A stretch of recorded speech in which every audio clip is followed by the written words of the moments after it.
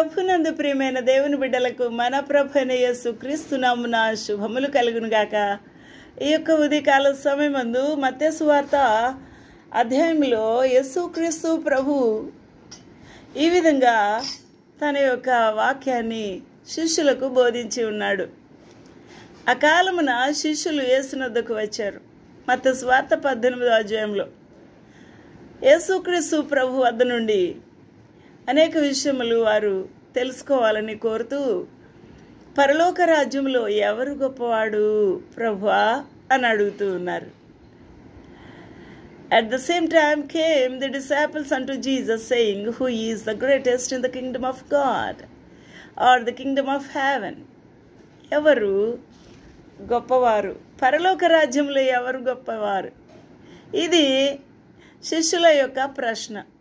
నా ప్రియమైన వారలారా, యేసుక్రీస్తు ప్రభువు వారికి చాలా చక్కని సమాధానం ఇస్తూ ఉన్నారు. ఆయన ఒక చిన్న బిడ్డను తన యొద్దకు పిలిచారు. పిలిచి వారి మధ్యను శిష్యుల మధ్య నిలువబెట్టి ఇలా అన్నాడు. Jesus called a little child unto him and set him in the midst of them. మీరు మార్పు నుండి, ఎవరు? శిష్యులకు ఇంకా మార్పు కావాలి. మీరు మార్పు నుండి బిడ్డల వంటి వారైతేనే, అనగా చంటి బిడ్డ వంటి వారు అయితేనే కానీ పరలోక రాజ్యంలో ప్రవేశమే లేదు. ఆలోచన చేయండి. ఎవరు పరలోక రాజ్యంలో గొప్పవారని అడుగుతున్నారు వీరు. ఎవరు? శిష్యులు యేసు ప్రభువును. యేసు ప్రభు ఏమని చెప్తున్నారు? ప్రవేశం కాదు, గొప్పవారు కాదు, ప్రవేశమే ఉండదు. ఎందువల్ల? చంటి బిడ్డ లాంటి నిర్మలమైన మనస్సు మీకు లేకపోతే, మీరు ఆ విధంగా మార్పు చెందకపోతే మీరు పరలోక రాజ్యంలో ప్రవేశింపరు అని ప్రభు మీతో నిశ్చయముగా చెప్తున్నాను అన్నాడు. ఇంకా ఎంత కష్టమండి! ఇంకా గొప్పవారవడము, చిన్నవారవడము, అల్పులు పరలోక రాజ్యంలో అవుట, అవన్నీ ఏమి లెక్కలు లేవు. ఏ లెక్క చెప్పాడు ప్రభు? పరలోక రాజ్యంలోకి ఎలిజిబిలిటీ ఉండదు, మీకు ఎంట్రీయే ఉండదు అని అంటున్నాడు.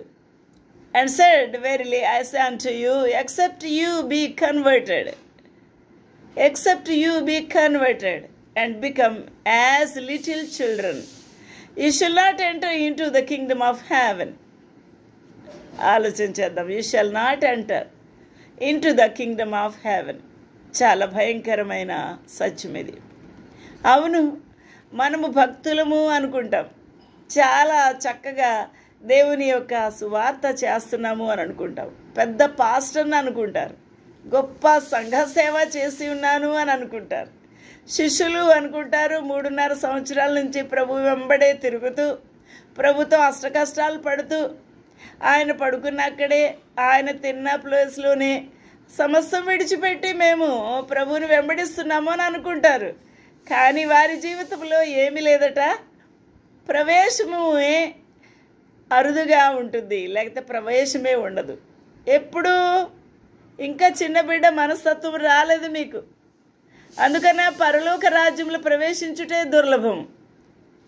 కాబట్టి పరలోక రాజ్యంలో ప్రవేశించాలి అనంటే చిన్న బిడ్డ వంటి మార్పు కావాలి. చిన్న బిడ్డ ఏ విధమైన పవిత్రమైన కల్మషము లేని ఆ యొక్క పరిశుద్ధమైన హృదయముగా ఉంటుందో అటువంటి హృదయంగా నీ హృదయం మారిపోవాలి, నీవు మారిపోవాలి. చిన్న బిడ్డ లాంటి మనస్తత్వం, చిన్న బిడ్డ లాంటి మాట, చిన్న బిడ్డ లాంటి చిరునవ్వు, చిన్న బిడ్డ లాంటి ఇక కొట్టినా తిట్టినా పట్టించుకోకుండా మళ్ళీ మమ్మీ దగ్గరికి వెళ్ళి, మళ్ళీ అన్నయ్య దగ్గరికి వెళ్ళి అన్నయ్య అని పిలిచే మనస్తత్వము, అమ్మ అని పిలిచే మనస్తత్వము. ఎంత మంచి ఆ యొక్క హృదయము! ఎంతగా మరిచిపోయే హృదయము. తనని ఎంతగా కొట్టినా కూడా మర్చిపోతుంది, ఎంతగా మరి అడిగినవి ఇవ్వకపోయినా మళ్ళీ మర్చిపోయి అమ్మ దగ్గరికి చేరుతుంది ఆ చంటి బిడ్డ. అటువంటి బిడ్డ వంటి మార్పు మీలో కలిగితేనే కానీ మీరు మార్పు నుండి బిడ్డల వంటి వారు అయితేనే గాని పరలోక రాజ్యములో ప్రవేశం లేదు. ఈ రోజున చంటి బిడ్డకు మనకు వ్యత్యాసము ఆలోచన చేద్దాము. మనము పగబడతాం. మనల్ని ఎవరైనా కించపరిస్తే అసూయ పడతాము. వారి వైపు మనము చాలా పొగరుగా చూస్తాము. వారితో ఎలాగైనా ఎప్పుడైనా వారిని కక్ష తీర్చుకోవాలని చూస్తాము. ద్వేషము, కక్ష, మిష, భయంకరమైన అసూయతో నిండిపోయిన మన హృదయము. మనము అరమరకెళ్ళేని ఆ పవిత్రమైన ఆ యొక్క చిరునవ్వు ఉండదు. అటువంటి కల్మషం లేని మనస్సే ఉండదు, మాటే ఉండదు. అది మన బ్రతుకు. అందువల్ల ఇటువంటి బ్రతుకుతో నువ్వు పరలోక రాజ్యంలోకి ప్రవేశము చేయలేవు. నువ్వు మార్పు పొంది చంటి బిడ్డలాగా మారితేనే, నీ పాపములు ఒప్పుకొని విడిచిపెడితేనే, నువ్వు కడగబడితేనే, నువ్వు పవిత్రంగా మారితేనే, నీ హృదయంలో ప్రభువు నివసిస్తేనే, నువ్వు పరిశుద్ధుడు అయితేనే నువ్వు పరలోక రాజ్యంలోకి వెళ్తావు. Verily, verily, I say unto you, except you be converted and become as little children, you shall not enter into the kingdom of heaven. కాగా ఈ బిడ్డ వలె తన్ను తగ్గించుకుని వాడేవాడు. చంటి బిడ్డ వలె తగ్గించుకున్న మనసు, తగ్గించుకున్న ఆ యొక్క మాట, ఆలోచన, విధేయత, తగ్గించుకొని చేరువయ్యే మనస్సు ఎవరికైతే ఉంటుందో వాడే పరలోక రాజ్యంలో గొప్పవాడు. హల్లెలూయా. ఎవరు గొప్పవారు? తన్ను తాను తగ్గించుకున్నవారే. మనలో తగ్గింపు లేదు. మనలో ఏమి కావాలి? సీట్లు కావాలి, సింహాసనాలు కావాలి, ఉన్నతమైన స్థితులు కావాలి, గొప్ప పేర్లు కావాలి, ప్రఖ్యాతులు కావాలి, పెద్ద పెద్ద బ్యానర్స్ కావాలి, కటౌట్స్ కావాలి. ఇది మన స్థితి. అన్నీ ఉన్నతమైన స్థితియే కోరుకుంటావు. కానీ నీవు తగ్గించుకుంటావా? తగ్గించుకొని ప్రభు పరిచర్యలో ఉన్నవా? తగ్గించుకొని ఆ యొక్క మందిర ఆవరణలు శుద్ధి చేయుటలో, ఆ మందిరంకు వచ్చిన వారు వారి యొక్క చెప్పులు సరిగ్గా పెట్టుకోలేరు, అవి సరిగ్గా పెట్టుకున్నటలో, మంచినీళ్ళు ఇచ్చి ఆ యొక్క ఖాళీ బాటిల్స్ తీసి వారికి పరిచర్య చేయుటలో, వారికి ఓపిక లేని వారికి పైకెక్కించి ప్రార్థనలో సరిగ్గా కూర్చొనుట వారికి నేర్పించుటలో, వారి ఆహారం కొరకు వచ్చినప్పుడు లైన్లో ఆహారం వడ్డించి వారికి తృప్తి తీరా పెట్టుటలో నువ్వు తగ్గించుకొని పరిచర్య చేస్తున్నావా? ఆలోచన చేద్దాం. భోజనం చేసి మనం విశ్రాకులు అక్కడ పడేసి వెళ్ళిపోతాం. బాటిల్స్ తాగి సగం నీళ్ళు అక్కడే వదిలివేసి వెళ్ళిపోతాం. అది మన మనస్తత్వం. కానీ తగ్గించుకున్నవాడు విశ్రాకు తీస్తాడు. ఆ ఖాళీ బాటిల్స్ ఏరి ఆ యొక్క వేస్ట్ డ్రమ్ములో వేస్తాడు. నీ జీవితంలో తగ్గింపు ఉన్నదా? ఆలోచన చేయాలి. పరిచర్య ధర్మము, పరిచర్య ధర్మంలో తగ్గింపు కావాలి. చాలామంది పెద్ద పెద్ద సహవాసముల్లో మరి మనము చూస్తూ ఉంటాము. పెద్ద పెద్ద ఐఏఎస్ కలెక్టర్సే వారు చెప్పులు లైన్లో పెట్టుటలో, ఆ చెప్పుల దగ్గర కాపలా ఉండుటలో, అందరినీ రిసీవ్ చేసుకునుటలో, అందరికి సహాయం చేయుటలో, పరిచర్య చేయుటలో వారు ఎంతో ముందుకు వస్తారు. నా పిల్లరా, నీ జీవితంలో అస్సలు నీ చీర నలగద్దు, నీ ప్యాంటు అసలే నలగద్దు. ఇది మన బ్రతుకు. ఆలోచన చేద్దామా? తగ్గింపు కావాలి, పరిచర్య కావాలి. నీవు తగ్గించుకుంటూ ప్రభువుకు తన బలమైన హస్తము కింద దీని మనస్కుడవై ఉండుట నీకు ఎంతో ఆశీర్వాదం.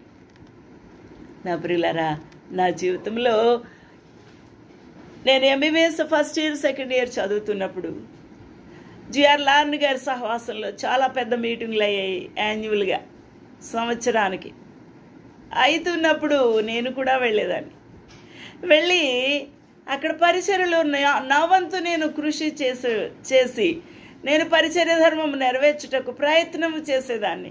విశ్రాకులు ఎత్తుట, గిన్నెలు కడుగుట, కూరగాయలు తరుగుట, దేవుని యొక్క పాటలు పాడుతా, ప్రార్థన చేస్తూ పరిచర్యలో సాగేదాన్ని. నా ప్రియులరా, ఆ యొక్క పరిచర్యను దేవుడు చూశాడు. ఆ తగ్గింపు మనసు చూశాడు. దేవుడు నన్ను బలపరుస్తూ ఇది నన్ను నిలబెట్టి ఉన్నాడు. దేవునికి మహిమ కలుగును గాక.